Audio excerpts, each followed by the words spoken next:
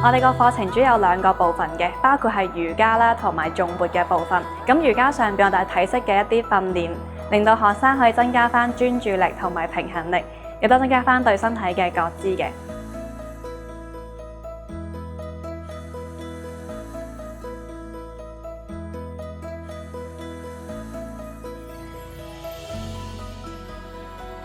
咁另外頌缽嘅部分，頌缽同身體產生啲共振，我哋帶動嘅呼吸練習，令到學生更加可以舒緩到一啲情緒，同時可以專注到當下。